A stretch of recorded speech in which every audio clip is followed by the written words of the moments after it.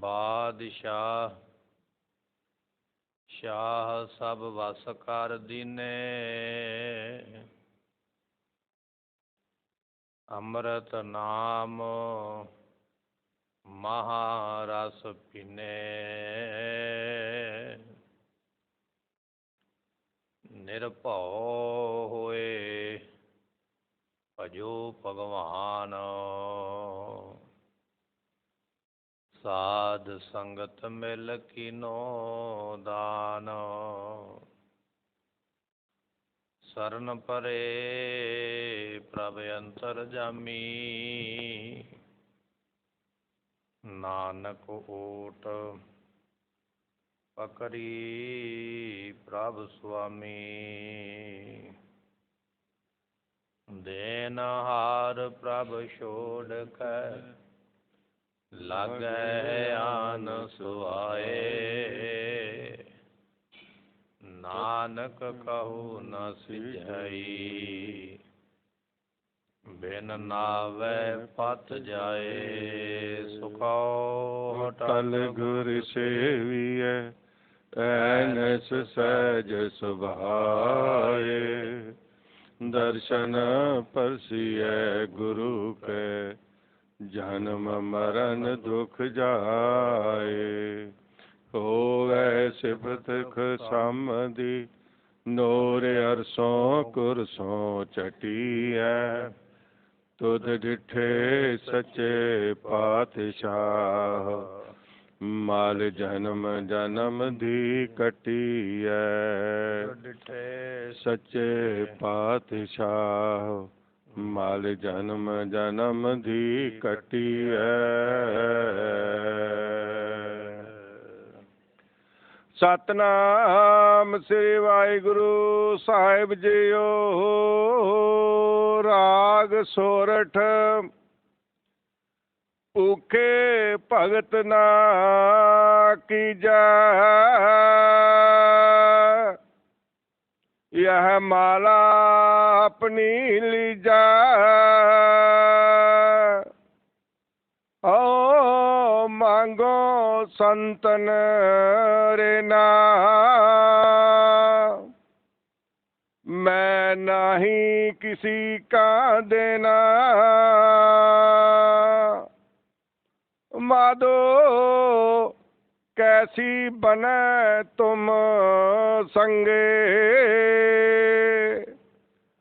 आप न देहो तो लेवो मंगे।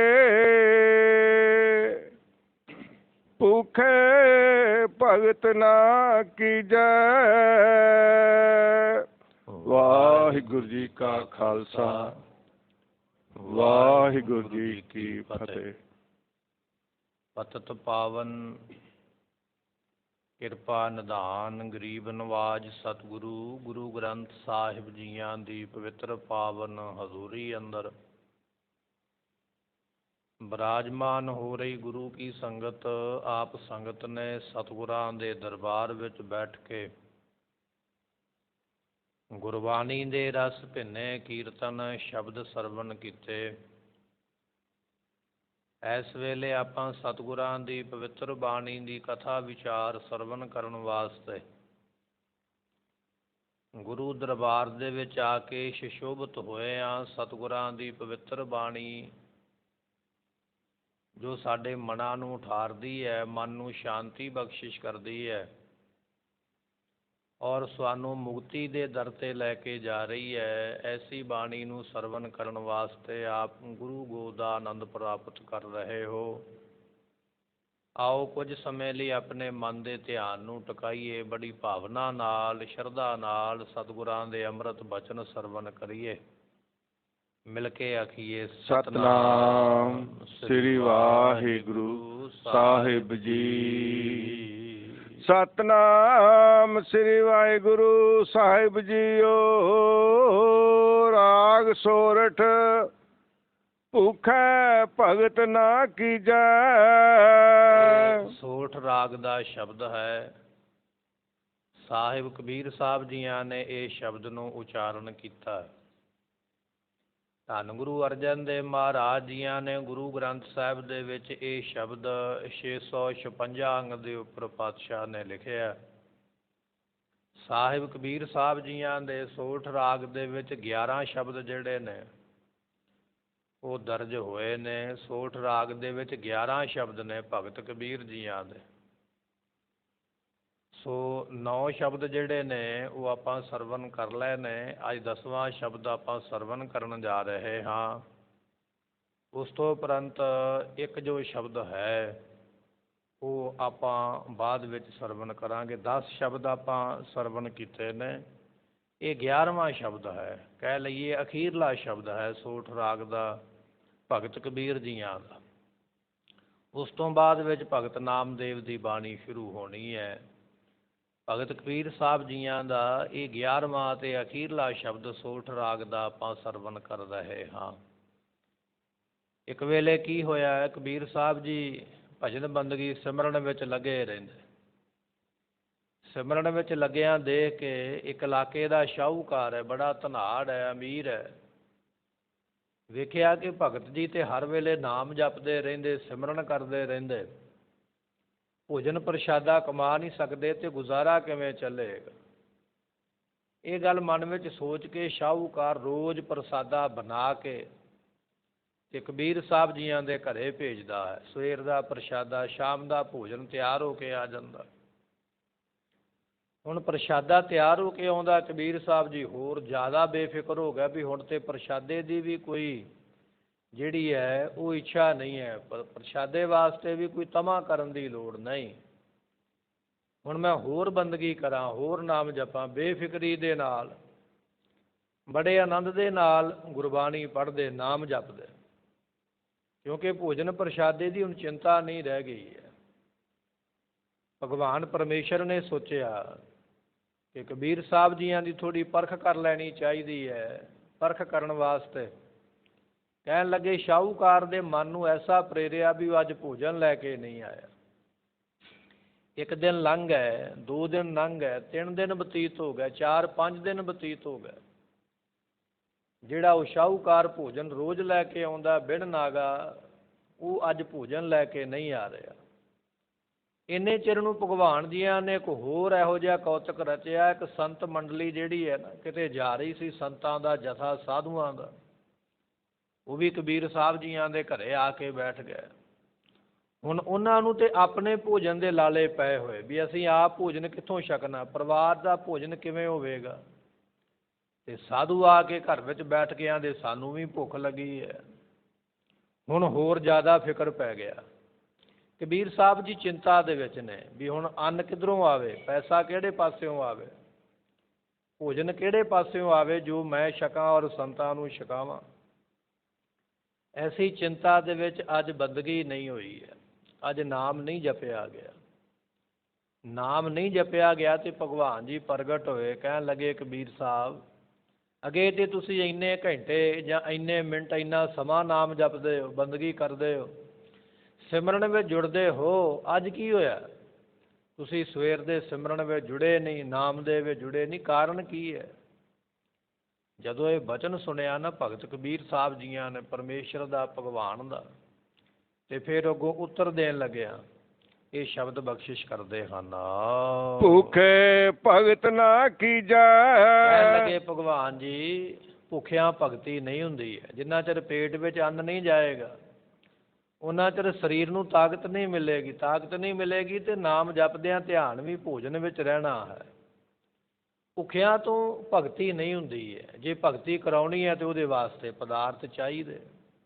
ਜੇ ਭੁੱਖੇ ਰੱਖਣਾ ਤੇ ਫਿਰ ਭਗਤੀ ਦੀ ਇੱਛਾ ਨਾ ਰੱਖੋ ਵੀ ਅਸੀਂ ਨਾਮ ਜਪਾਂਗੇ, ਕਿਉਂਕਿ ਮਹਾਰਾਜ ਜੀਆਂ ਦਾ ਬਚਨ ਹੈ ਨਾ। ਧੰਨ ਗੁਰੂ ਹਰਗੋਬਿੰਦ ਮਹਾਰਾਜ ਜੀਆਂ ਨੂੰ ਕਿਸੇ ਨੇ ਸਵਾਲ ਕੀਤਾ ਨਾ, ਕਹਿਣ ਲੱਗੇ ਇੱਕ ਐਸਾ ਸਾਧੂ ਹੈ, ਇੱਕ ਐਸਾ ਗੁਰੂ ਹੈ, ਇਹਨੇ ਪੁੱਤਰ ਵੀ ਪੈਦਾ ਕਰ ਲਏ ਔਰ ਇਹਨੇ ਮਾਇਆ ਨੂੰ ਵੀ ਅਪਣਾ ਲਿਆ ਹੈ, ਇਹਨੇ ਵਿਆਹ ਵੀ ਕਰਾ ਲਿਆ, ਗੁਰੂ ਕੈਸਾ ਹੋਇਆ। ਤੇ ਧੰਨ ਗੁਰੂ ਹਰਗੋਬਿੰਦ ਮਹਾਰਾਜ ਸਾਹਿਬ ਜੀਆਂ ਨੇ ਜਵਾਬ ਦਿੱਤਾ। ਕਹਿਣ ਲੱਗੇ ਮਾਇਆ ਗੁਜਰਾਨ ਹੈ, ਮਾਇਆ ਦੇ ਨਾਲ ਗੁਜ਼ਾਰਾ, ਪਦਾਰਥ ਚਾਹੀਦੇ ਨੇ, ਸਮੇਂ ਦੀਆਂ ਲੋੜਾਂ ਦੇ ਮੁਤਾਬਕ ਬਸਤਰ ਵੀ ਚਾਹੀਦਾ, ਜੁੱਤੀ ਵੀ ਚਾਹੀਦੀ ਹੈ, ਛਕਣ ਵਾਸਤੇ ਭੋਜਨ ਪ੍ਰਸ਼ਾਦਾ, ਆਉਣ ਜਾਣ ਵਾਸਤੇ ਸਾਧਨ ਚਾਹੀਦਾ। ਮਾਇਆ ਦਾ ਬਿਲਕੁਲ ਤਿਆਗ ਨਹੀਂ ਹੈ। ਗੁਜਰਾਨ ਵਾਸਤੇ ਮਾਇਆ ਜ਼ਰੂਰੀ ਹੈ। ਪੁੱਤਰ ਨਿਸ਼ਾਨ ਹੈ, ਨਿਸ਼ਾਨੀ ਹੈ। ਆਉਣ ਵਾਲੇ ਸਮੇਂ ਵਿੱਚ ਪਿਤਾ ਦਾ ਨਾਮ ਚੱਲਦਾ, ਪੁੱਤਰ ਤੋਂ ਕੁਲ ਚੱਲਦੀ ਹੈ।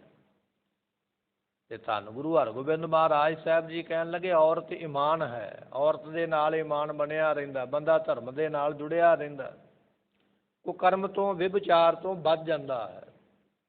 ਇਹ ਲੋੜਾਂ ਨੇ ਸੰਸਾਰ ਦੀਆਂ। ਇਹ ਉਪਦੇਸ਼ ਦੇ ਕੇ ਧੰਨ ਗੁਰੂ ਹਰਗੋਬਿੰਦ ਪਾਤਸ਼ਾਹ ਨੇ ਉਹ ਸਾਧੂ ਦੇ ਕੀਤੇ ਹੋਏ ਸਵਾਲਾਂ ਦਾ ਜਵਾਬ ਦਿੱਤਾ। ਰਹੁ ਵਿਚਾਰ ਭਗਤ ਜੀ ਇੱਥੇ ਬਚਨ ਕਰ ਰਹੇ, ਕਹਿਣ ਲੱਗੇ ਜੀ ਭੁੱਖਾ ਭਗਤ ਨਾ ਕੀਜੈ। ਭੁੱਖਿਆਂ ਤੋਂ ਭਗਤੀ ਨਹੀਂ ਜੇ ਹੁੰਦੀ।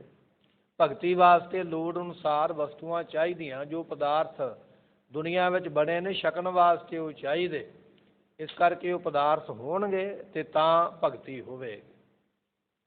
ਜਦੋਂ ਕਬੀਰ ਸਾਹਿਬ ਜੀ ਨੇ ਬਚਨ ਕੀਤਿਆ ਤੇ ਭਗਵਾਨ ਜੀ ਹੱਸ ਕੇ ਕਹਿਣ ਲੱਗੇ ਜੇ ਭਗਤੀ ਨਹੀਂ ਕਰਨੀ ਤੇ ਆ ਮਾਲਾ ਕਾਹਤੋਂ ਫੜੀ ਹੈ?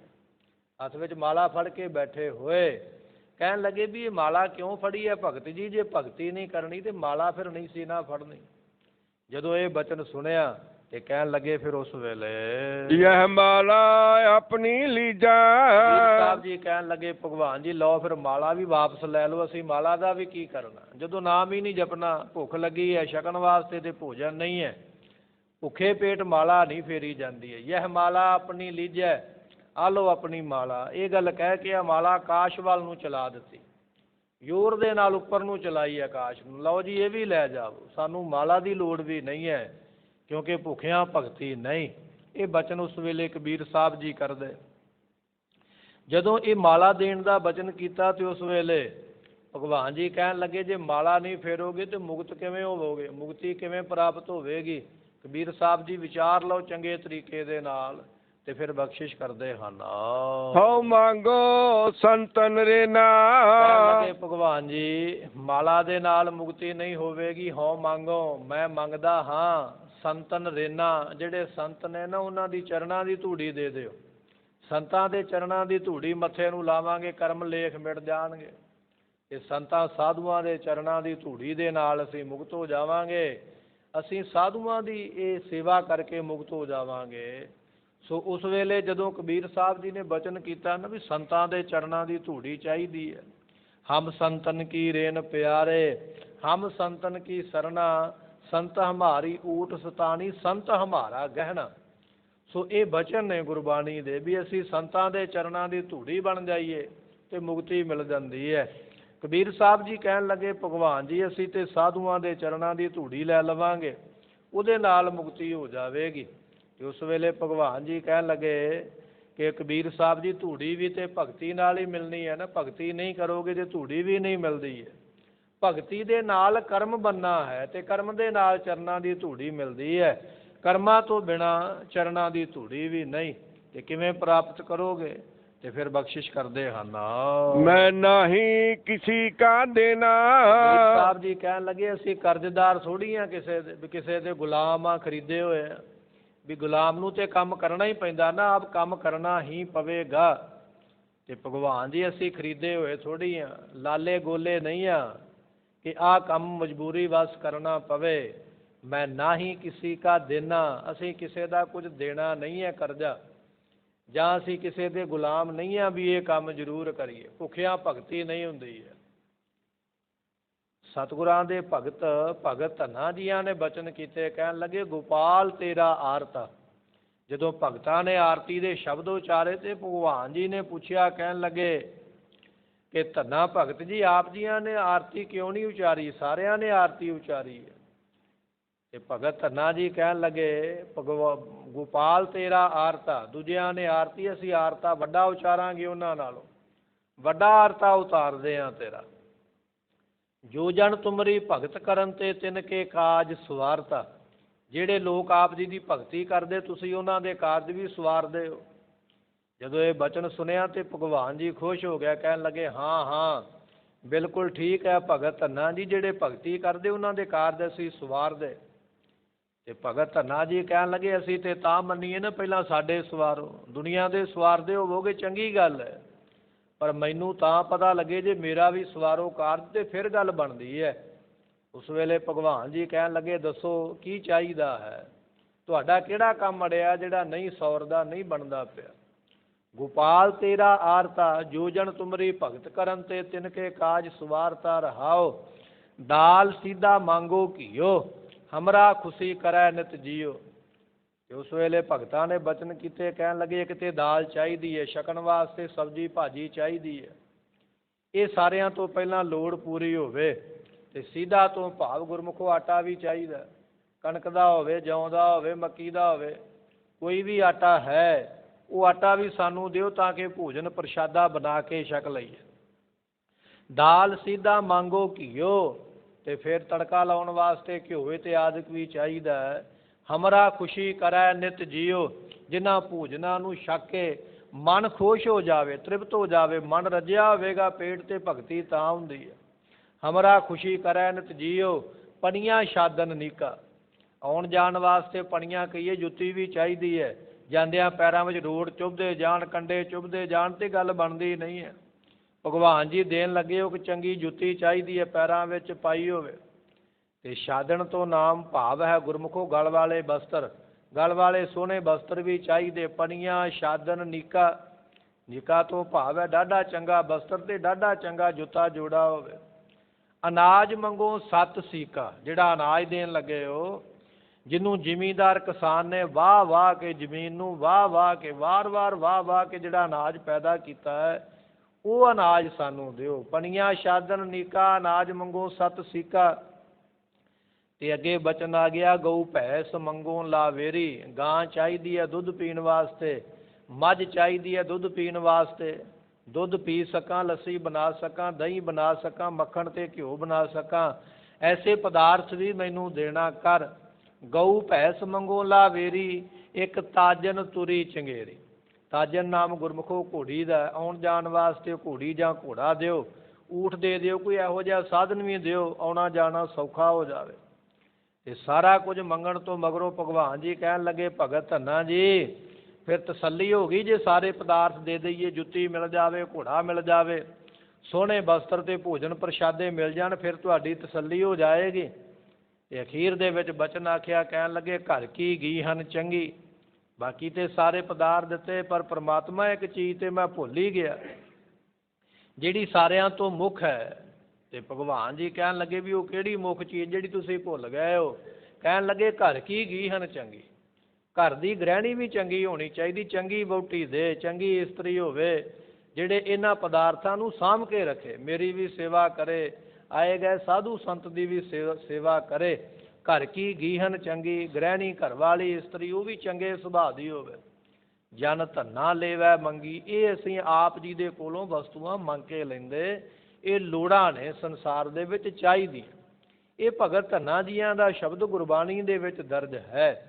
ਸਤਿਗੁਰੂ ਇੱਥੇ ਭਗਤ ਕਬੀਰ ਸਾਹਿਬ ਦੀ ਰਸਨਾ ਤੋਂ ਬਖਸ਼ਿਸ਼ ਕਰਦੇ, ਕਹਿਣ ਲੱਗੇ ਕਿ ਮੈਂ ਨਾ ਹੀ ਕਿਸੇ ਕਾ ਦੇਣਾ, ਅਸੀਂ ਕਿਸੇ ਦਾ ਦੇਣਾ ਨਹੀਂ ਕਰਦਾ ਵੀ ਭੁੱਖੇ ਰਹਿ ਕੇ ਭਗਤੀ ਕਰੀਏ, ਨਹੀਂ, ਭਗਤੀ ਵਾਸਤੇ ਇਹ ਪਦਾਰਥ ਜ਼ਰੂਰੀ ਨੇ। ਉਸ ਵੇਲੇ ਇਹ ਸ਼ਬਦ ਜਿਹੜਾ ਹੈ ਬਖਸ਼ਿਸ਼ ਕਰਦੇ ਹਨ, ਹੋ ਮੰਗੋ ਸੰਤਨ ਰੇ ਨਾ। ਭਗਵਾਨ ਜੀ ਨੇ ਆਖਿਆ ਕਬੀਰ ਸਾਹਿਬ ਜੀ ਲਾਲਚ ਕਰਦੇ ਪਏ ਪਦਾਰਥਾਂ ਵਾਸਤੇ। ਕਬੀਰ ਸਾਹਿਬ ਜੀ ਕਹਿਣ ਲੱਗੇ ਨਹੀਂ, ਲਾਲਚ ਨਹੀਂ ਹੈ। ਦੂਜਾ ਅਰਥ ਬਖਸ਼ਿਸ਼ ਕਰਦੇ, ਹੋ ਮੰਗੋ ਮੈਂ ਮੰਗਦਾ ਪਿਆ ਸੰਤਨ ਰੇਨਾ, ਸੰਤਾਂ ਵਾਸਤੇ ਪਦਾਰਥ ਮੰਗਦਾ।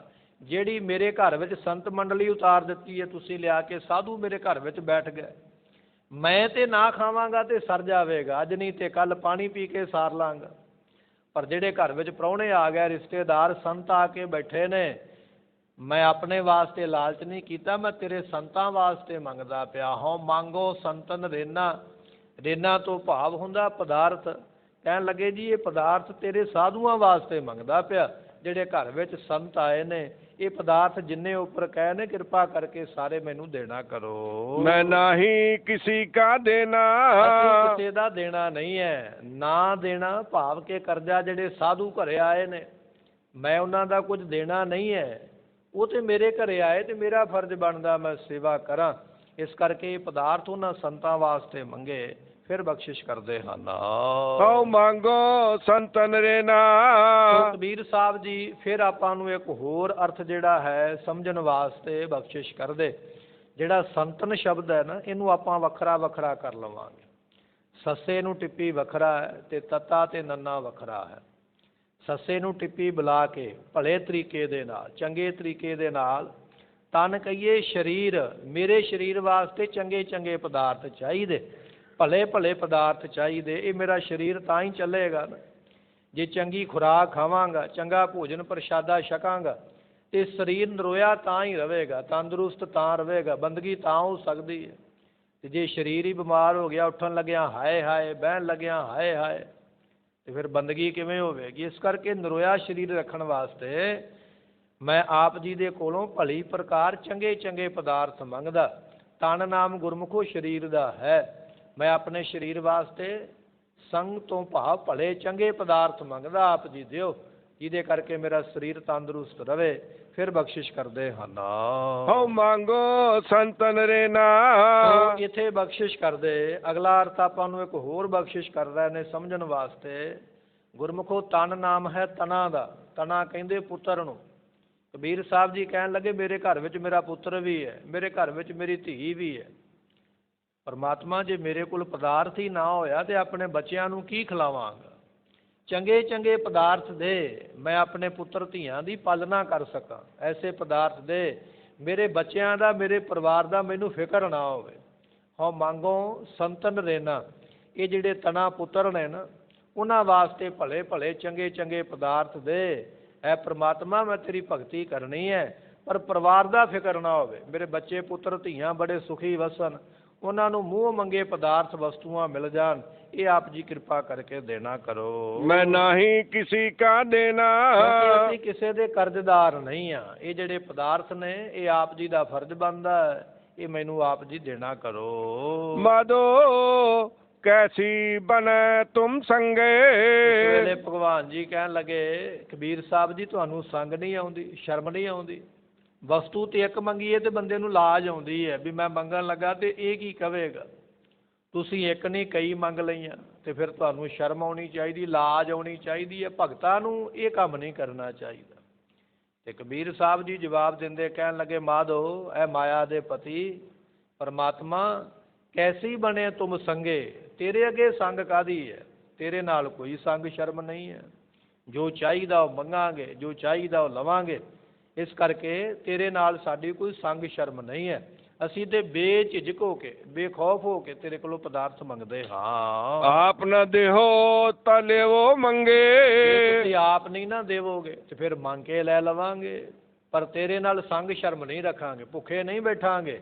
ਪਦਾਰਥ ਜੇ ਆਪਣੀ ਮਰਜ਼ੀ ਨਾਲ ਨਹੀਂ ਦੇਵੋਗੇ। ਭਗਤਾਂ ਦਾ ਕੈਸਾ ਪ੍ਰੇਮ ਹੈ ਪਰਮਾਤਮਾ ਦੇ ਨਾਲ। ਜਿਵੇਂ ਇੱਕ ਪੁੱਤਰ ਬੜੇ ਹੱਕ ਦੇ ਨਾਲ ਆਪਣੇ ਪਿਤਾ ਤੋਂ ਮੰਗਦਾ ਵੀ ਆਹ ਚੀਜ਼ ਤੇ ਲੈਣੀ ਹੀ ਲੈਣੀ ਹੈ, ਆਹ ਦੇ ਮੈਨੂੰ ਜ਼ਰੂਰਤ ਹੈ। ਭਗਤਾਂ ਦਾ ਐਸਾ ਪ੍ਰੇਮ ਬਣ ਜਾਂਦਾ ਪਰਮਾਤਮਾ ਦੇ ਨਾਲ। ਕਹਿਣ ਲੱਗੇ ਆਪ ਨਾ ਦੇਵੋ, ਆਪ ਨਹੀਂ ਦੇਵੋਗੇ ਤੇ ਲੇਵੋ ਮੰਗੇ। ਅਸੀਂ ਆਪ ਜੀ ਦੇ ਕੋਲੋਂ ਮੰਗ ਕੇ ਲੈ ਲਵਾਂਗੇ ਜਿਹੜੇ ਪਦਾਰਥ ਸਾਨੂੰ ਚਾਹੀਦੇ ਹਨ। ਰਹਾਓ ਦੋਏ ਸਿਰ ਮੰਗੋ ਚੂਨਾ।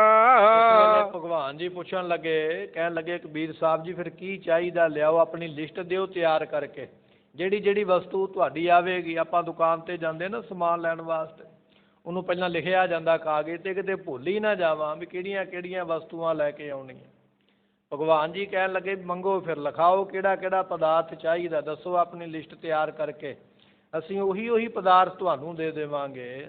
ਤੇ ਕਬੀਰ ਸਾਹਿਬ ਜੀ ਕਹਿਣ ਲੱਗੇ ਦੋਏ ਸਿਰ ਮੰਗੋ ਚੂਨਾ, 2 ਸੇਰ ਆਟਾ ਚਾਹੀਦਾ। ਕਿਹਦੇ ਵਾਸਤੇ? ਇੱਕ ਬੰਦੇ ਵਾਸਤੇ।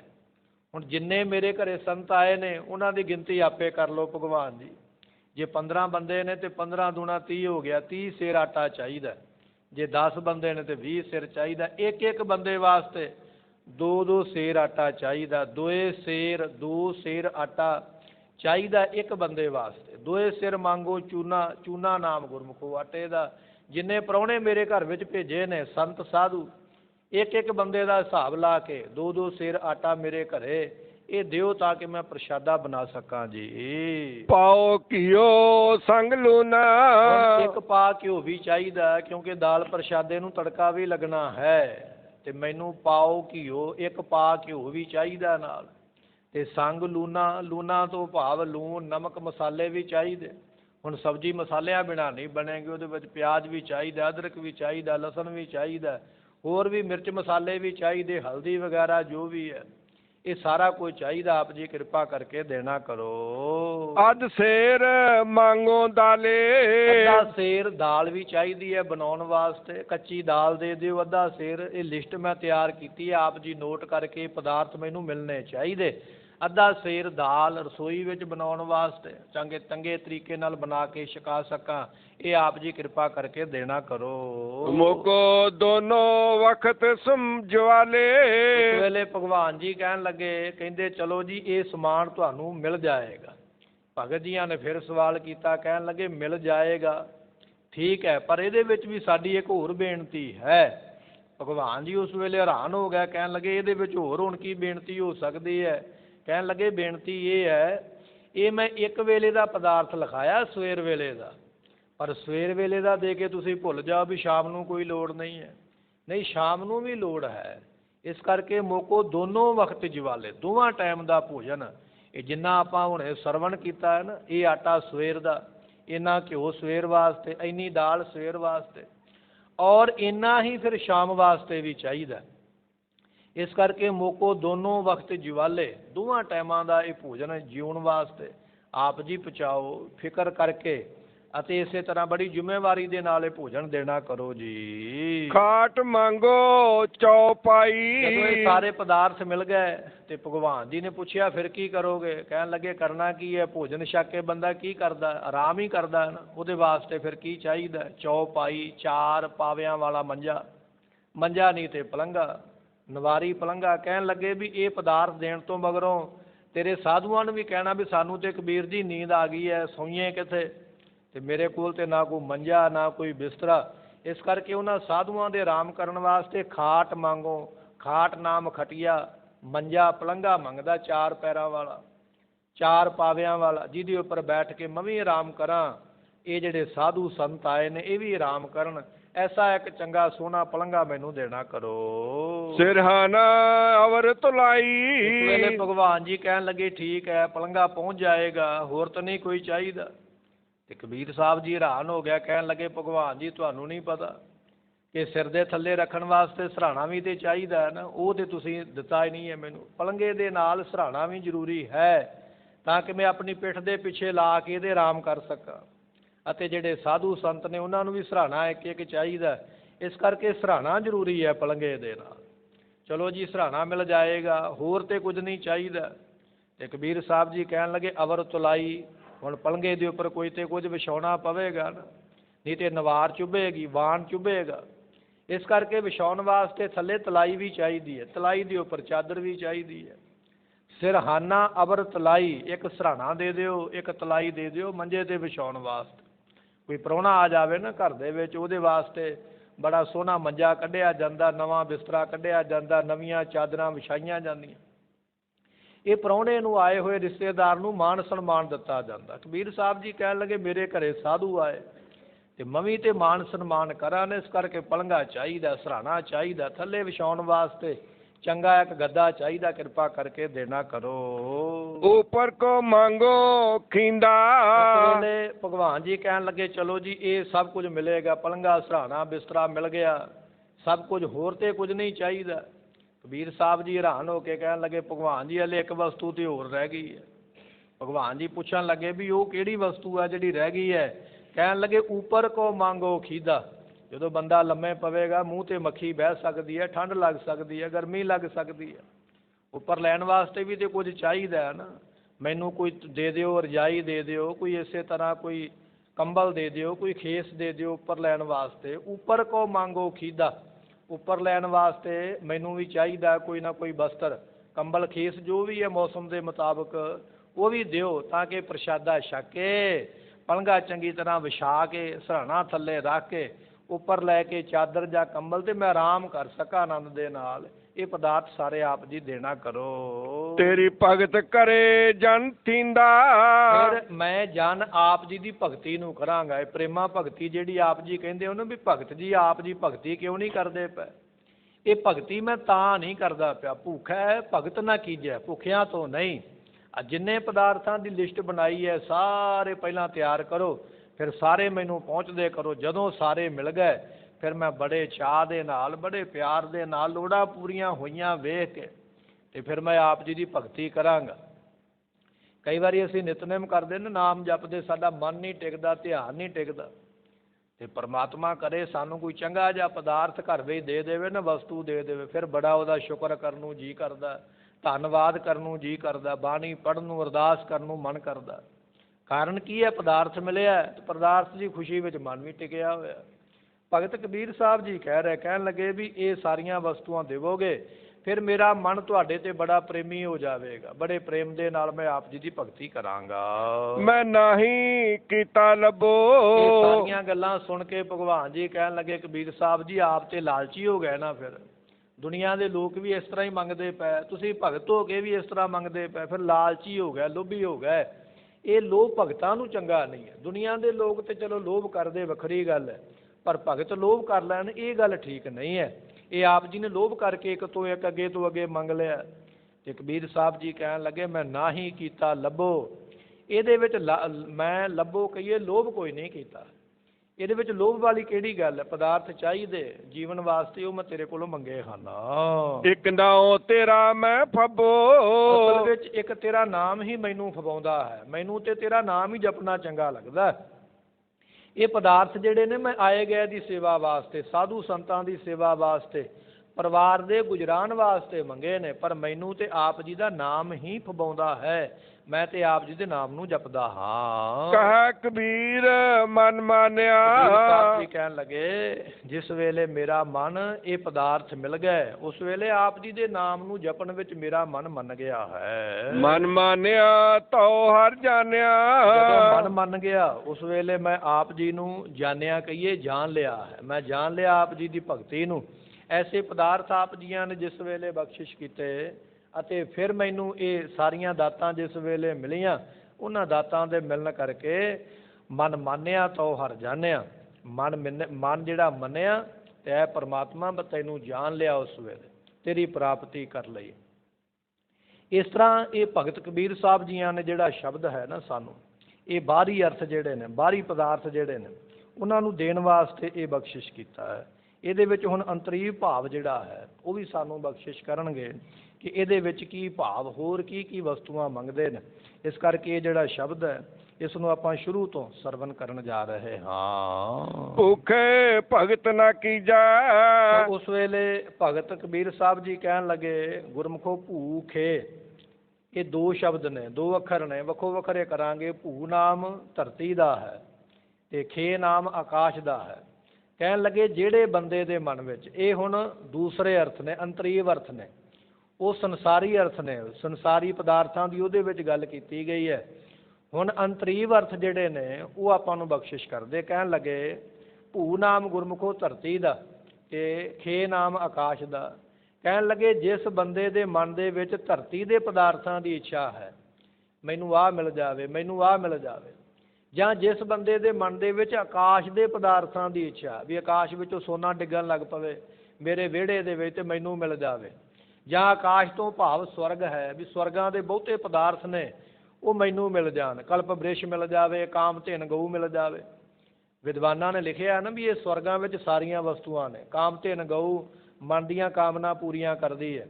ਕਲਪ ਬ੍ਰਿਸ਼ ਉਹਦੇ ਥੱਲੇ ਖੜ ਕੇ ਕੋਈ ਵਸਤੂ ਮੰਗੀਏ ਤੇ ਦੇ ਲੈਂਦਾ। ਕਹਿਣ ਲੱਗੇ, ਜੇ ਕੋਈ ਬੰਦਾ ਇਹ ਇੱਛਾ ਰੱਖਦਾ ਵੀ ਸਵਰਗਾਂ ਵਿੱਚੋਂ ਕਾਮ ਧੇਨ ਮਿਲੇ, ਸਵਰਗਾਂ ਵਿੱਚੋਂ ਕਲਪ ਬ੍ਰਿਸ਼ ਮਿਲ ਜਾਵੇ, ਸਵਰਗਾਂ ਦੇ ਦੇਵਤੇ ਮੈਨੂੰ ਪਦਾਰਥ ਦੇਣ, ਜੇ ਇਹ ਇੱਛਾ ਮਨ ਦੇ ਵਿੱਚ ਹੈ, ਤੇ ਭੂ ਨਾਮ ਧਰਤੀ ਦਾ, ਧਰਤੀ ਵਿੱਚੋਂ ਸੋਨਾ ਮਿਲੇ, ਚਾਂਦੀ ਮਿਲੇ, ਖਜ਼ਾਨੇ ਮੈਨੂੰ ਮਿਲ ਜਾਣ, ਜਾਂ ਥੱਲਿਓਂ ਪਤਾਲ ਦੇ ਵਿੱਚੋਂ ਹੀਰੇ ਮੋਤੀ ਮਿਲ ਜਾਣ, ਜਿਹਦੇ ਮਨ ਵਿੱਚ ਇਹ ਭੁੱਖ ਹੈ, ਤੇ ਕਹਿਣ ਲੱਗੇ ਇਹ ਜਿਹੜੀ ਭੁੱਖ ਹੈ ਨਾ, ਉਹ ਬੰਦੇ ਨੂੰ ਭਗਤੀ ਨਹੀਂ ਕਰਨ ਦਿੰਦੀ। ਭੁੱਖ ਦੇ ਵਿੱਚ ਭਗਤੀ ਨਹੀਂ ਹੁੰਦੀ। ਜਦੋਂ ਪਦਾਰਥਾਂ ਦੀ ਇੱਛਾ ਜਾਗ ਪਈ ਨਾ, ਮੈਂ ਇੰਨੇ ਪਾਠ ਕਰਾਂਗਾ ਤੇ ਮੈਨੂੰ ਆਹ ਮਿਲੇ। ਸਾਡੀ ਅਵਸਥਾ ਵੀ ਕੁਝ ਇਸੇ ਤਰ੍ਹਾਂ ਦੀ ਹੈ। ਪਦਾਰਥ ਦੀ ਇੱਛਾ ਰੱਖ ਕੇ ਜਿਹੜਾ ਕਰਮ ਕੀਤਾ ਗਿਆ। ਕਹਿਣ ਲੱਗੇ ਭਗਤ ਕਬੀਰ ਸਾਹਿਬ ਜੀ ਕਹਿੰਦੇ, ਭੂਖਾ ਭਗਤ ਨਾ ਕੀਜੈ। ਭੂ ਧਰਤੀ ਦੇ ਤੇ ਖੇ ਆਕਾਸ਼ ਦੇ ਜਿਹੜੇ ਪਦਾਰਥ ਨੇ ਉਹਨਾਂ ਦੀ ਇੱਛਾ ਰੱਖ ਕੇ ਕਹਿਣ ਲੱਗੇ ਭਗਤੀ ਜਿਹੜੀ ਹੈ ਨਾ ਉਹ ਨਹੀਂ ਕੀਤੀ ਜਾਂਦੀ। ਫਿਰ ਬੰਦੇ ਦਾ ਮਨ ਉਹਨਾਂ ਪਦਾਰਥਾਂ ਵਿੱਚ ਹੀ ਉਲਝ ਜਾਂਦਾ ਹੈ। ਸੋ ਕਬੀਰ ਸਿੱਖ ਸਾਖਾ ਬਹੁਤੇ ਕੀਏ, ਕੇਸੋ ਕੀਓ ਨਾ ਮੀਤ, ਚਾਲੇ ਥੇ ਹਰ ਮਿਲਣ ਕੋ ਬੀਚੈ ਅਟਕੇ ਉਚੀ। ਘਰ ਬਾਹਰ ਛੱਡਿਆ, ਮੈਂ ਬਾਹਰ ਜਾਵਾਂ, ਬੰਦਗੀ ਕਰਾਂਗਾ, ਸੰਤ ਬਣਾਂਗਾ, ਚਾਰ ਚੇਲੇ ਨਾਲ ਹੋਣਗੇ, ਪਿੰਡ ਵਿੱਚ ਜਾਣਦਾ ਕੋਈ ਨਹੀਂ ਹੈ, ਲੋਕੀ ਜੈ ਜੈਕਾਰ ਫੁੱਲਾਂ ਦੀਆਂ ਮਾਲਾ ਅਰਪਣ ਕਰਨਗੇ, ਮੈਂ ਆਪਣਾ ਨਾਮ ਬਣਾਵਾਂਗਾ। ਚੱਲ ਤੇ ਪਿਆ, ਪਰ ਕਹਿਣ ਲੱਗਾ ਚੇਲੇ ਵੀ ਬਣ ਗਿਆ, ਡੇਰਾ ਵੀ ਬਣ ਗਿਆ, ਜੈ ਜੈਕਾਰ ਸਾਰਾ ਕੁਝ ਹੀ ਹੋ ਗਿਆ, ਪਰ ਜਿਸ ਕੰਮ ਵਾਸਤੇ ਤੁਰਿਆ ਉਹ ਕੰਮ ਮੁਕੰਮਲ ਨਹੀਂ ਕਰ ਸਕਿਆ। ਤੁਰਿਆ ਸੀ ਰੱਬ ਨੂੰ ਪਾਉਣ ਵਾਸਤੇ, ਰੱਬ ਨਹੀਂ ਪਾਇਆ, ਪਦਾਰਥਾਂ ਵਿੱਚ ਫਿਰ ਵੀ ਕਿਤੇ ਨਾ ਕਿਤੇ ਖੜ ਹੀ ਗਿਆ।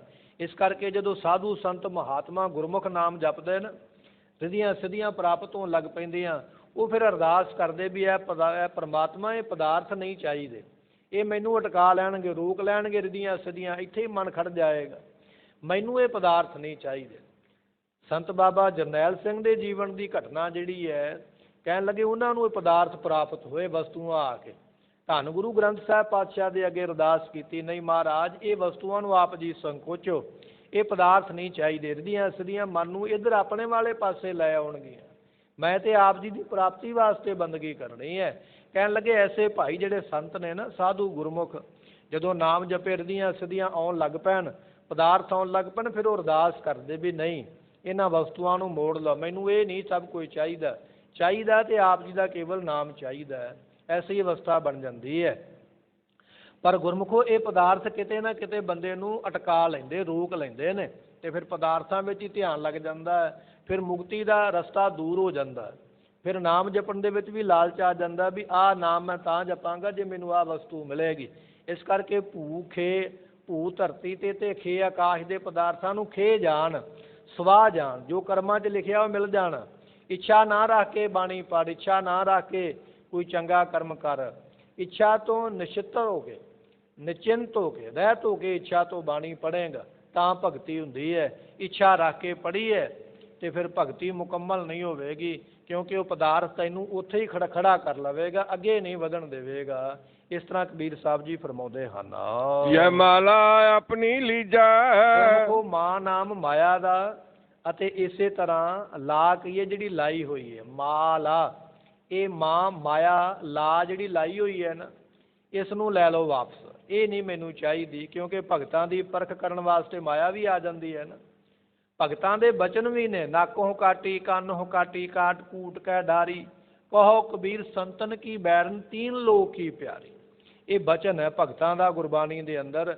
ਜਦੋਂ ਅਸੀਂ ਬੰਦਗੀ ਕਰਦੇ ਹਾਂ ਨਾ, ਨਾਮ ਜਪਦੇ ਹਾਂ, ਫਿਰ ਮਾਇਆ ਆ ਜਾਂਦੀ ਹੈ ਕਿਸੇ ਨਾ ਕਿਸੇ ਰੂਪ ਦੇ ਵਿੱਚ, ਪੁੱਤਰ ਬਣ ਕੇ, ਧੀ ਬਣ ਕੇ, ਪਦਾਰਥ ਬਣ ਕੇ, ਜਾਇਦਾਦ ਬਣ ਕੇ, ਉਹ ਫਿਰ ਮਾਇਆ ਮੂੰਹਦੀ ਹੈ। ਕਬੀਰ ਸਾਹਿਬ ਜੀ ਕਹਿਣ ਲੱਗੇ ਜਦੋਂ ਭਗਤੀ ਕਰਨ ਲੱਗ ਪਿਆ ਇਹ ਆਦਮੀ, ਉਸ ਵੇਲੇ ਅਰਦਾਸ ਕਰ ਰਿਹਾ, ਪ੍ਰਮਾਤਮਾ ਯਹ ਮਾਲਾ ਆਪਣੀ ਲੀਜੈ, ਤੇ ਮਾਲਾ ਮਾਂ ਨਾਮ ਮਾਇਆ ਦਾ, ਲਾ ਨਾਮ ਕਹਿਣ ਲੱਗੇ ਇਸ ਨੂੰ ਵਾਪਸ ਲੈ ਲਓ, ਮਾਇਆ ਨੂੰ ਵਾਪਸ ਲੈ ਲਓ, ਜਿਹੜੀ ਮੇਰੀ ਮਗਰ ਲਾਈ ਹੋਈ ਨਾ, ਲਾ ਮਾਇਆ ਮਗਰ ਲਾਈ ਹੋਈ, ਇਹ ਮਗਰ ਲਾਈ ਹੋਈ ਮਾਇਆ ਨੂੰ ਵਾਪਸ ਕਰ ਲਓ।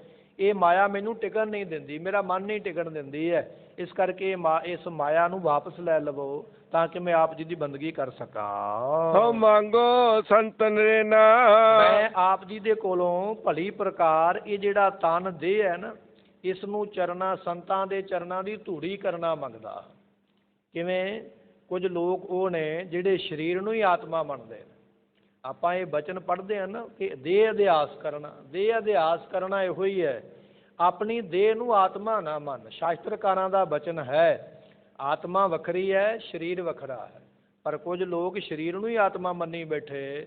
ਕਹਿਣ ਲੱਗੇ ਪ੍ਰਮਾਤਮਾ ਇਹ ਮੇਰੇ ਤੇ ਕਿਰਪਾ ਕਰ, ਹਉ ਮੰਗੋ, ਮੈਂ ਮੰਗਦਾ ਤੇਰੇ ਕੋਲੋਂ ਕੀ ਮੰਗਦਾ ਹਾਂ, ਸੰਤਨ ਰੇਨਾ, ਜਿਹੜੇ ਸੰਤ ਨੇ ਨਾ ਸਾਧੂ, ਉਹਨਾਂ ਦੇ ਚਰਨਾਂ ਦੀ ਧੂੜੀ ਹੋਣਾ ਤੇਰੇ ਕੋਲੋਂ ਮੰਗਦਾ ਹਾਂ। ਉਹਨਾਂ ਦੇ ਚਰਨਾਂ ਦੀ ਧੂੜੀ ਦੇ, ਮੇਰੇ ਮਾੜੇ ਕਰਮ ਮਿਟ ਜਾਣਾ ਕਰਨ ਜੀ। ਮੈਂ ਨਹੀਂ ਕਿਸੀ ਕਾ ਦੇਣਾ, ਇਸ ਕਰਕੇ ਹੇ ਭਗਵਾਨ ਜੀ ਮੈਂ ਨਹੀਂ ਕਿਸੀ ਕਾ ਦੇਣਾ, ਇਹ ਜਿਹੜਾ ਮੇਰਾ ਮਨ ਹੈ ਨਾ, ਇਹ ਮੈਂ ਆਪ ਜੀ ਤੋਂ ਬਿਨਾਂ ਕਿਸੇ ਨੂੰ ਨਹੀਂ ਦੇਣਾ ਹੈ। ਮਤਾ ਕੋਈ ਦੇਵੀ ਆ ਜਾਵੇ, ਕੋਈ ਦੇਵਤਾ ਆ ਜਾਵੇ, ਕੋਈ ਪੈਗੰਬਰ ਆ ਜਾਵੇ, ਕੋਈ ਪੀਰ ਆ ਜਾਵੇ, ਕਬੀਰ ਸਾਹਿਬ ਜੀ ਮੰਗੋ ਕੀ ਚਾਹੀਦਾ ਹੈ, ਤੁਸੀਂ ਮੇਰੇ ਬਣ ਜਾਓ, ਮੈਨੂੰ ਆਪਣਾ ਮਨ ਦੇ ਦਿਓ, ਮੈਂ ਤੁਹਾਨੂੰ ਇਹ ਪਦਾਰਥ ਵਸਤੂਆਂ ਦੇ ਦਿੰਦਾ। ਕਹਿਣ ਲੱਗੇ ਨਹੀਂ ਚਾਹੀਦੀਆਂ, ਕਿਉਂਕਿ ਮੈਂ ਇਹ ਮਨ ਤੁਹਾਡੇ ਬਿਨਾਂ ਪਰਮਾਤਮਾ ਕਿਸੇ ਨੂੰ ਦੇਣਾ ਹੀ ਨਹੀਂ। ਇਸ ਕਰਕੇ ਬਚਨ ਇਹ ਹੈ ਕਿ ਇਹ ਜਿਹੜਾ ਮਨ ਹੈ ਮੇਰਾ, ਹਾਂ ਮੈਂ ਨਾ ਹੀ ਕਿਸੇ ਕਾ ਦੇਣਾ, ਇਹ ਮਨ ਮੈਂ ਕਿਸੇ ਨੂੰ ਨਹੀਂ ਦੇਣਾ ਹੈ। ਚਾਰ ਤਰ੍ਹਾਂ ਦੀਆਂ ਗੁਰਮੁਖੋ ਮੁਕਤੀਆਂ ਨੇ, ਉਹ ਮੁਕਤੀਆਂ ਵੀ ਇਸੇ ਤਰ੍ਹਾਂ ਦੀਆਂ ਨੇ। ਸਮੀਪ ਮੁਕਤੀ, ਸਰੂਪ ਮੁਕਤੀ, ਸੁਜੁਜ ਮੁਕਤੀ ਤੇ ਕੇਵਲ ਮੋਕਸ਼ ਮੁਕਤੀ ਹੈ। ਇਹ ਮੁਕਤੀਆਂ ਕੀ ਕਰਦੀਆਂ ਨੇ? ਸਮੀਪ ਮੁਕਤੀ ਤੋਂ ਭਾਵ ਹੁੰਦਾ ਕੋਈ ਦੇਵਤਾ ਇਹ ਗੱਲ ਕਹਿੰਦਾ ਕਿ ਆਪਣਾ ਮਨ ਮੈਨੂੰ ਦੇ, ਮੈਂ ਤੈਨੂੰ ਆਪਣੇ ਕੋਲ ਰੱਖਾਂਗਾ। ਕਬੀਰ ਸਾਹਿਬ ਜੀ ਕਹਿਣ ਲੱਗੇ ਨਹੀਂ, ਮੈਨੂੰ ਇਹ ਕੋਲ ਰੱਖਣ ਵਾਲੀ ਚੀਜ਼ ਨਹੀਂ ਚਾਹੀਦੀ, ਮੈਂ ਮਨ ਦੇਵਤੇ ਨੂੰ ਨਹੀਂ ਦੇਣਾ। ਸਰੂਪ ਤੋਂ ਭਾਵ ਹੁੰਦਾ ਕੋਈ ਦੇਵਤਾ ਇਹ ਗੱਲ ਕਹਿੰਦਾ ਵੀ ਮੈਂ ਤੈਨੂੰ ਆਪਣਾ ਸਰੂਪ ਹੀ ਬਣਾ ਲਵਾਂਗਾ, ਮੈਨੂੰ ਮਨ ਦੇ ਦੇ। ਕਬੀਰ ਸਾਹਿਬ ਜੀ ਕਹਿਣ ਲੱਗੇ ਨਹੀਂ, ਮੈਂ ਆਪਣਾ ਮਨ ਤੈਨੂੰ ਨਹੀਂ ਦੇਣਾ, ਮੈਂ ਸਰੂਪ ਵੀ ਨਹੀਂ ਹੋਣਾ ਚਾਹੀਦਾ। ਪਰ ਸਭ ਤੋਂ ਅਖੀਰ ਤੇ ਜਾ ਕੇ ਕੇਵਲ ਮੋਕਸ਼ ਆ ਜਾਂਦੀ, ਪਰਮਾਤਮਾ ਦੀ ਪ੍ਰਾਪਤੀ। ਸੋ ਕਬੀਰ ਸਾਹਿਬ ਜੀ ਕਹਿਣ ਲੱਗੇ, ਕਹਿੰਦੇ ਵੀ ਜੇ ਮੈਨੂੰ ਕੋਈ ਇਹ ਗੱਲ ਕਵੇ ਨਾ ਆ ਕੇ ਵੀ ਕਬੀਰ ਜੀ ਮਨ ਦੇ ਦਿਓ ਆਪਣਾ, ਮੈਂ ਮਨ ਨਹੀਂ ਦੇਣਾ ਆਪਣਾ ਕਿਸੇ ਨੂੰ, ਕਿਉਂਕਿ ਇਹ ਮਨ ਮੈਂ ਪਰਮਾਤਮਾ ਤੇਰੇ ਵਾਸਤੇ ਰੱਖਿਆ ਹੋਇਆ ਕਿ ਇਸ ਮਨ ਦੇ ਵਿੱਚ ਤੁਸੀਂ ਆ ਕੇ ਵਸੋ। ਇਹ ਮਨ ਮੈਂ ਤੁਹਾਨੂੰ ਭੇਟ ਕਰ ਦਿੱਤਾ। ਆਪਾਂ ਬਚਨ ਪੜ੍ਹਦੇ ਹਾਂ, ਤਨ ਮਨ ਧਨ ਸਭ ਸੌਂਪ ਗੁਰ ਕੋ ਹੁਕਮ ਮੰਨਿਆ ਪਾਈਏ। ਅਸਲ ਵਿੱਚ ਮਨ ਸੌਂਪਿਆ ਕਬੀਰ ਸਾਹਿਬ ਨੇ ਹੈ। ਕਹਿਣ ਲੱਗੇ ਦੇਵੀ ਦੇਵਤਾ ਪੀਰ ਪੈਗੰਬਰ ਕੋਈ ਮਨ ਮੰਗਦਾ ਤੇ ਮੈਂ ਨਹੀਂ ਦੇਵਾਂਗਾ, ਮੇਰਾ ਮਨ ਤੇ ਪ੍ਰਮਾਤਮਾ ਵਾਸਤੇ ਹੈ। ਹੁਣ ਗੁਰੂ ਕਿਹਾ ਸਿੱਖਾ ਮਨ ਦੇ ਵਿੱਚ ਆ ਤੂੰ ਵੀ ਮਾਰਨਾ ਵੀ ਮਨ ਤੇ ਗੁਰੂ ਨੂੰ ਦੇ ਆਇਆ ਅੰਮ੍ਰਿਤ ਛਕਣ ਵੇਲੇ। ਉੱਥੇ ਬਚਨ ਕੀਤਾ ਵੀ ਗੁਰੂ ਪਾਤਸ਼ਾਹ ਮਨ ਤਨ ਧਨ ਤੇਰਾ ਹੀ ਹੈ। ਤੇ ਕੀ ਵਾਕਿਆ ਹੀ ਤੇਰਾ ਮਨ ਗੁਰੂ ਦਾ ਬਣ ਗਿਆ ਕਿ ਹਾਲੇ ਮਨ ਜਿਹੜਾ ਸੰਸਾਰ ਵਿੱਚ ਰੁਕਿਆ ਹੋਇਆ? ਕੀ ਇਹ ਮਨ ਵਾਕਿਆ ਹੀ ਤੂੰ ਗੁਰੂ ਨੂੰ ਭੇਟ ਕਰ ਦਿੱਤਾ ਕਿ ਹਾਲੇ ਵੀ ਕਿਤੇ ਆਉਂਦਾ ਜਾਂਦਾ ਤੇਲ ਪਾ ਛੱਡਦਾ ਮੜੀ ਮਸਾਨ ਤੇ ਜਾ ਕੇ? ਇਹ ਚੰਗੀ ਤਰ੍ਹਾਂ ਵਿਚਾਰ ਕਰ। ਜਿਨ੍ਹਾਂ ਨੇ ਮਨ ਗੁਰੂ ਨੂੰ ਭੇਟ ਕੀਤੇ ਨੇ ਉਹ ਸੰਸਾਰ ਦੇ ਵਿੱਚ ਰੁਕਦੇ ਨਹੀਂ, ਸੰਸਾਰ ਵਿੱਚ ਮਨ ਨਹੀਂ ਲਾਉਂਦੇ। ਪਰ ਜਿਨ੍ਹਾਂ ਨੇ ਮਨ ਭੇਟ ਹੀ ਨਹੀਂ ਕੀਤਾ ਉਹ ਸੰਸਾਰ ਵਾਸਤੇ ਹੀ ਰੋਂਦੇ ਪਏ। ਮਹਾਰਾਜ ਕਹਿਣ ਲੱਗੇ ਭਗਤਾਂ ਦੀ ਅਵਸਥਾ ਹੈ ਕਿ ਮੈਂ ਆਪ ਜੀ ਤੋਂ ਬਿਨਾਂ ਇਹ ਮਨ ਆਪਣਾ ਕਿਸੇ ਨੂੰ ਨਹੀਂ ਦੇਣਾ। ਐਸੀ ਆਪ ਜੀ ਕਿਰਪਾ ਕਰੋ। ਮਾਧੋ ਕੈਸੀ ਬਨੇ ਤੁਮ ਸੰਗੇ। ਪਰਮਾਤਮਾ ਜੀ ਆਪ ਜੀ ਦੇ ਨਾਲ ਇਹ ਜਿਹੜੀ ਪ੍ਰੀਤੀ ਕਰਨੀ ਹੈ ਉਹ ਕਿਵੇਂ ਬਣ ਸਕਦੀ ਹੈ? ਭਾ ਦੇ ਸਮੇਤ। ਭਾ ਤੋਂ ਭਾ ਹੁੰਦਾ ਹੈ ਡਰ ਦੇ ਸਮੇਤ, ਮੋਹ ਦੇ ਸਮੇਤ। ਜਿਨ੍ਹਾਂ ਦੇ ਮਨ ਵਿੱਚ ਮੋਹ ਹੈ, ਜਿਨ੍ਹਾਂ ਦੇ ਮਨ ਦੇ ਵਿੱਚ ਖੌਫ ਹੈ ਜਮਾਂ ਦਾ, ਉਹਨਾਂ ਦੀ ਤੇਰੇ ਨਾਲ ਕਿਵੇਂ ਬਣ ਸਕਦੀ ਹੈ? ਨਹੀਂ ਬਣ ਸਕਦੀ ਹੈ, ਉਹ ਤੇਰੇ ਨਾਲ ਬਣਾ ਨਹੀਂ ਸਕਦੇ ਹਨ। ਆਪ ਨਾ ਦੇਹੋ ਤੋਲੇ ਉਹ ਮੰਗੇ। ਇਸ ਕਰਕੇ ਆਪਾ ਭਾਵ ਨਾ ਦਿਓ। ਆਪ ਤੋਂ ਭਾਵ ਹੁੰਦਾ ਹੰਕਾਰ। ਐ ਸਤਿਗੁਰੂ ਮੈਨੂੰ ਹੰਕਾਰ ਨਾ ਕਿਤੇ ਦੇ ਦਿਓ।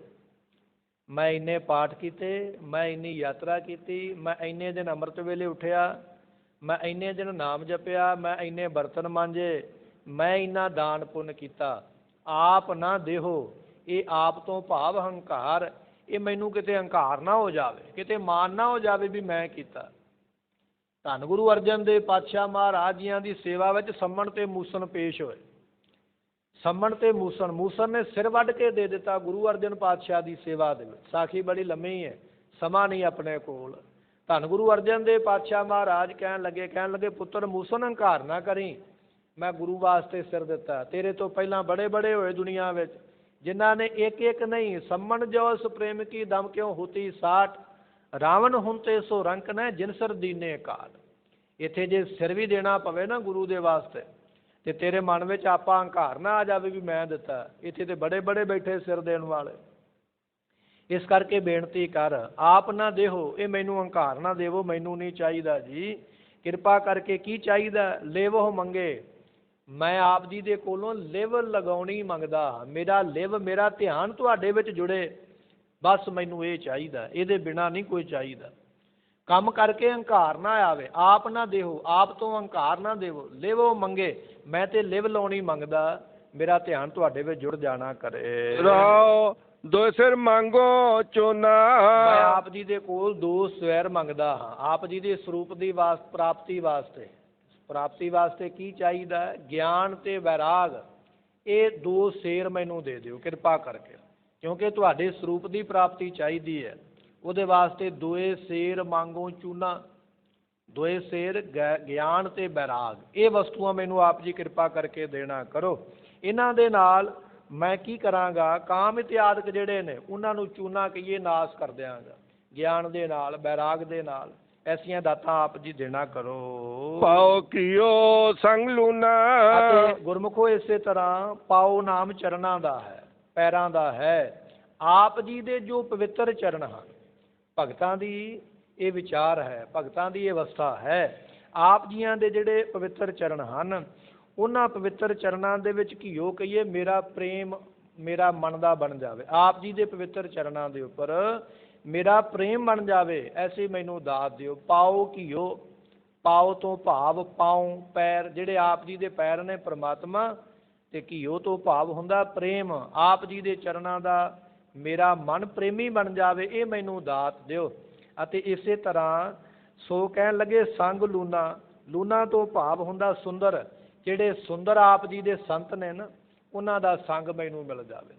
ਸੰਤ ਕਾ ਸੰਗ ਵਡਭਾਗੀ ਪਾਈਐ, ਸੰਤ ਕੀ ਸੇਵਾ ਹਰ ਨਾਮ ਧਿਆਈਐ। ਇਹ ਗੁਰਬਾਣੀ ਦੇ ਬਚਨ।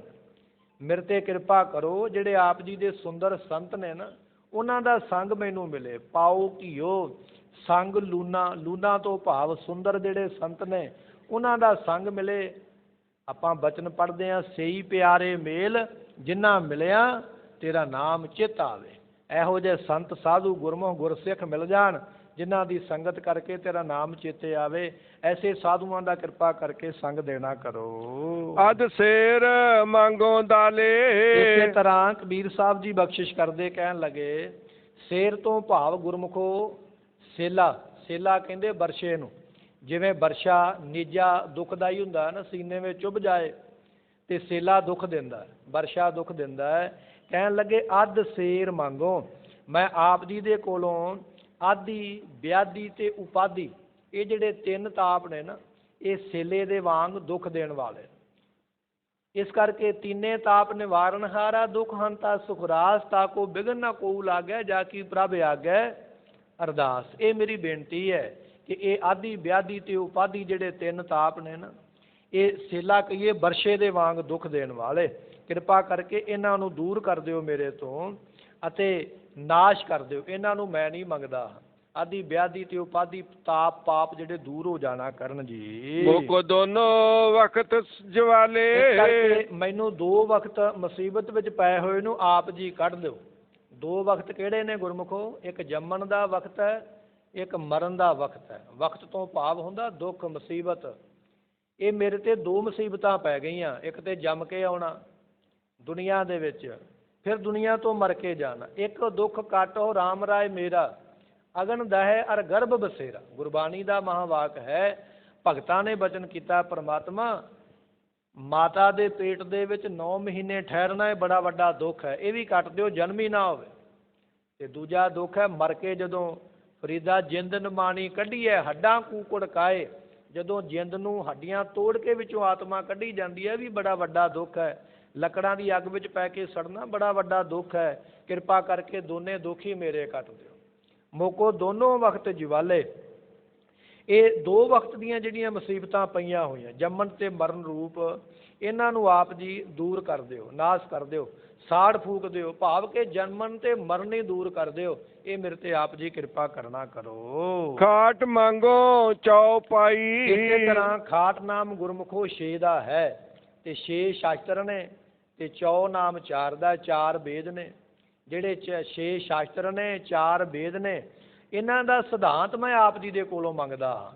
ਜੋ ਸਿਧਾਂਤ ਹੈ ਨਾ, ਨਿਚੋੜ ਹੈ ਵੇਦਾਂ ਦੇ ਵਿੱਚ, ਸ਼ਾਸਤਰਾਂ ਦੇ ਵਿੱਚ, ਹੈ ਤੇ ਬੜੇ ਵੱਡੇ ਗ੍ਰੰਥ, ਹੈ ਤੇ ਬੜੇ ਵਿਸਥਾਰ ਵਾਲੇ, ਪਰ ਕਹਿਣ ਲੱਗੇ ਵੀ ਮੈਂ ਇਹਨਾਂ ਗ੍ਰੰਥਾਂ ਦੇ ਵਿੱਚੋਂ ਜਿਹੜਾ ਸਿਧਾਂਤ ਨਿਚੋੜ ਹੈ ਨਾ, ਉਹ ਆਪ ਜੀ ਦੇ ਕੋਲੋਂ ਮੰਗਦਾ। ਖਾਟ ਮੰਗੂ ਚੌਪਾਈ। ਖਾਟ 6 ਸ਼ਾਸਤਰ ਤੇ 4 ਵੇਦ, ਇਹਨਾਂ ਦਾ ਜਿਹੜਾ ਸਿਧਾਂਤ ਹੈ ਉਹ ਆਪ ਜੀ ਕਿਰਪਾ ਕਰਕੇ ਨਿਚੋੜ ਮੈਨੂੰ ਦੱਸੋ, ਤਾਂ ਕਿ ਮੈਂ ਆਪ ਜੀ ਦੀ ਭਗਤੀ ਨੂੰ ਕਰ ਸਕਣਾ ਕਰਾਂ। ਸਿਰਹਾਨਾ ਅਵਰਤ ਲਾਈ। ਇਸੇ ਤਰ੍ਹਾਂ ਕਹਿਣ ਲਈਏ ਹੰਕਾਰ ਦਾ ਹਾਨਾ ਨਾਸ਼ ਕਰਨਾ, ਇਹ ਵੀ ਆਪ ਜੀ ਦੇ ਕੋਲੋਂ ਮੰਗਦਾ। ਮੇਰੇ ਤੇ ਕਿਰਪਾ ਕਰੋ ਕਿ ਮੈਂ ਹੰਕਾਰ ਨੂੰ ਨਾਸ਼ ਕਰ ਦੇਵਾਂ। ਇਹ ਜਿਹੜਾ ਸਿਰ ਤੇ ਖਲੋਤਾ ਨਾ ਆ ਕੇ ਮਾਨ ਹੰਕਾਰ, ਇਸ ਨੂੰ ਹਾਨਾ ਕਹੀਏ, ਨਾਸ਼ ਕਰਨਾ ਆਪ ਜੀ ਦੇ ਕੋਲੋਂ ਮੰਗਦਾ। ਇਸੇ ਤਰ੍ਹਾਂ ਕਹਿ ਲਈਏ ਦੂਜੇ ਜਿਹੜੇ ਪਦਾਰਥ ਨੇ, ਮੁਸੀਬਤ ਵਗੈਰਾ ਪੈ ਜਾਣੀ, ਉਹਨਾਂ ਨੂੰ ਨਾਸ਼ ਕਰਨ ਵਾਸਤੇ ਮੈਂ ਆਪ ਜੀ ਦੇ ਕੋਲੋਂ ਇਹ ਸਾਰੀਆਂ ਵਸਤੂਆਂ ਮੰਗਦਾ ਹਾਂ। ਉੱਪਰ ਕੋ ਮੰਗੋ ਕਿੰਦਾ। ਇਸ ਕਰਕੇ ਇਹ ਸਾਰਿਆਂ ਦੇ ਉੱਪਰ ਸ਼੍ਰੋਮਣੀ ਪਰਮਾਤਮਾ ਮੈਂ ਆਪ ਜੀ ਦੇ ਕੋਲੋਂ ਕਿੰਥਾ ਕਹੀਏ ਸੋ ਦਾਤ ਇਹ ਮੰਗਦਾ ਪ੍ਰੇਮ ਦੀ। ਉੱਪਰ ਕੋ, ਆਪ ਜੀ ਸਾਰਿਆਂ ਤੋਂ ਉੱਪਰ ਹੋ ਨਾ ਪਰਮਾਤਮਾ, ਮੈਂ ਆਪ ਜੀ ਦੇ ਕੋਲੋਂ ਇੱਕ ਪਦਾਰਥ ਮੰਗਦਾ ਹਾਂ। ਕੀ ਮੰਗਦਾ ਹਾਂ? ਕਿ ਤੇਰੀ ਪ੍ਰਾਪਤੀ ਹੋ ਜਾਵੇ। मैं तैनू प्राप्त कर लवां, ये मैनू आप जी दात देना करो। तेरी भगत करे जन थींदा, जिंदा तो भाव हुंदा प्रेमा भगती, ये मैं आप जी दी प्रेमा भगती करा, ये मैनू दात देना करो जी। मैं नहीं कीता लबो, इस करके है परमात्मा मैं अपने वास्ते कुछ नहीं मंगया, ये ना सोची भी मैं लोभी हो गया, ये सारा कुछ मैं तां मंगया तेरी भगती वास्ते। ये सारियां दातां मैनू जिन्नियां मैं मंगियां ने कृपा करके देवो, मैं आप जी दी भगती करनी करा। एक नाओ तेरा मैं फबो, आप जी दा नाम ही मैनू फबाउंदा है, एक आप जी दा नाम मैनू चंगा लगदा है। कह कबीर मन मानिया, कबीर साहब जी कहंदे जिन्ने आपां हुण साधन सुने ने ना शब्द विच भी आ भी चाहीदा आ भी चाहीदा, ਜਦੋਂ ਇਹਨਾਂ ਦੇ ਉੱਪਰ ਮਨ ਮੰਨ ਗਿਆ, ਕਹਿ ਕਬੀਰ ਮਨ ਮਾਨਿਆ, ਜਦੋਂ ਇਹ ਸਾਰੇ ਪਦਾਰਥ ਮਿਲ ਗਏ, ਸੰਤਾਂ ਦੀ ਧੂੜੀ ਮਿਲ ਗਈ, ਪਰਮਾਤਮਾ ਦਾ ਪਿਆਰ ਮਿਲ ਗਿਆ, ਗਿਆਨ ਤੇ ਵਿਰਾਗ ਮਿਲ ਗਿਆ, ਜਦੋਂ ਇਹ ਸਾਰੀਆਂ ਵਸਤੂਆਂ ਮਿਲ ਗਈਆਂ ਤਾਂ ਉਸ ਵੇਲੇ ਮਨ ਮੰਨਿਆ ਹੈ। ਮਨ ਮਾਨਿਆ ਤੋ ਹਰ ਜਾਣਿਆ, ਉਸ ਵੇਲੇ ਮਨ ਮੰਨਿਆ, ਉਸ ਵੇਲੇ ਪਰਮਾਤਮਾ ਮੈਂ ਤੈਨੂੰ ਜਾਣ ਲਿਆ, ਤੇਰੀ ਪ੍ਰਾਪਤੀ ਕਰ ਲਈ। ਤੇਰੀ ਪ੍ਰਾਪਤੀ ਵਾਲਾ ਉਦੋਂ ਹੋਇਆ ਜਦੋਂ ਇਹਨਾਂ ਪਦਾਰਥਾਂ ਦੇ ਉੱਪਰ ਮਨ ਮੰਨਿਆ। ਤੇ ਪਦਾਰਥ ਕਿਹੜੇ ਨੇ? ਦੁਨਿਆਵੀ ਨਹੀਂ, ਜਿਹੜੇ ਪਦਾਰਥਾਂ ਦੀ ਹੁਣ ਆਪਾਂ ਗੱਲ ਸਰਵਣ ਕੀਤੀ ਹੈ, ਇਹ ਪਦਾਰਥ ਮਿਲੇ ਮੈਂ ਤੇਰੀ ਪ੍ਰਾਪਤੀ ਵਾਲਾ ਹੋਇਆ। ਸਤਿਗੁਰਾਂ ਨੇ ਕਿਰਪਾ ਕੀਤੀ ਹੈ, ਇਹ ਸ਼ਬਦ ਦੀ ਵਿਚਾਰ ਆਪਾਂ ਨੂੰ ਬਖਸ਼ੀ ਹੈ।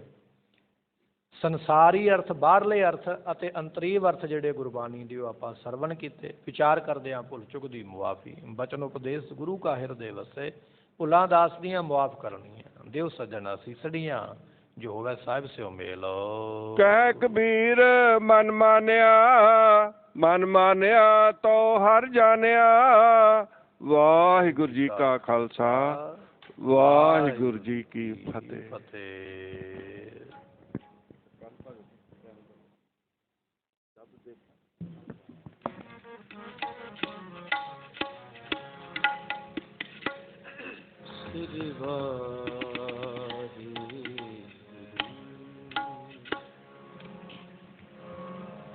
ਗੁਰ ਬਿਨ ਕੋਰ ਅੰਧਾਰ, ਗੁਰੂ ਬਿਨ ਸਮਝ ਨਾ ਆਏ, ਗੁਰ ਬਿਨ ਸੁਰਤ ਨ ਸਜੇ,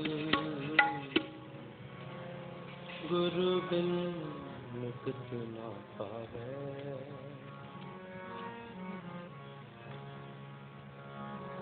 ਉਰੇ ਮਾਰਗ ਜਿਨ ਹੈ ਬਤਾਇਆ, ਉਰੇ ਮਾਰਗ ਜਿਨ ਹੈ ਬਤਾਇਆ।